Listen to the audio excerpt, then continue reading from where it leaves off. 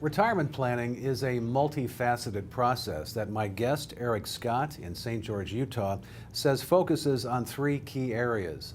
Eric, thanks for joining us on Retirement News Online. So you've compared your planning process to a three-legged stool. What is the first leg? Well, thank you for having me, Scott. And we like to relate the three processes of planning as like a stool with three legs. The first leg is going to be the income planning process. And in that first leg, you have to look at your Social Security. There's over 500 options, and when you're looking at income planning, it could be for 20, 25, 30, even 35 years. You want to make sure things are done correctly. Social Security, over 500 options. The second one is going to be dealing with pensions, and there's generally 6 to 10 options with pensions, and choosing which is the best way to take for myself and also my spouse. I want to make sure that my spouse is taken care of.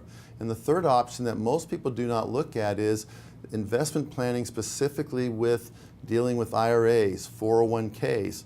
And understanding that part is the government has an income plan for you with IRAs and 401ks, and it's called required minimum distributions.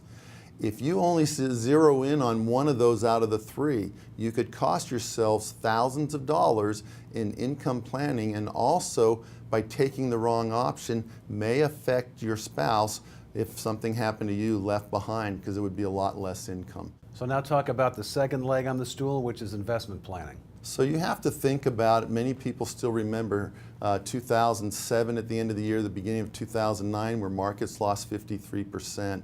In that part of the investment planning, you have to ask yourself, what is my risk tolerance? What is my risk number relating to how much risk do I want to take? What would happen if I had another big drawdown in the market? What type of plan do I have to go to cash so I wouldn't have a 50% loss like those years? Investment planning is putting together to make sure that risk is where you want it to be, and realize the risk in retirement and how you invest is totally different than how you invested while you were trying to save that money for retirement. And finally, what's the third leg? Well, that third leg of the stool is called tax planning.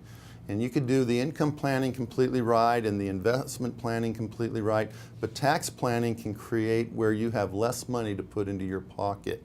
You want to understand there are 7 key areas when you're dealing with tax planning, and making sure that if you have too much money in certain areas, you'll pay more tax even if you're not using it. Example, if you have more than 3 to 12 months of money in like your money markets, savings accounts, things like that, and you're not using it for income, then you have too much there and you're paying taxes you don't need to. There's ways to avoid paying taxes on your Social Security checks. There are ways to avoid paying taxes with other investments. So as you're looking at that, when you're doing tax planning, understand the 7 key areas that are on a 1040 form and ways to reduce taxes. Now, remember, you have 25, maybe 30 years of retirement years. You may be retired as much length of time as you were in your working years. You've got to put together the right income plan, the right investment plan, and the right tax plan to make sure you enjoy retirement to the fullest. Great, Eric. Thanks again. Thank you. That's Eric Scott in St. George, Utah.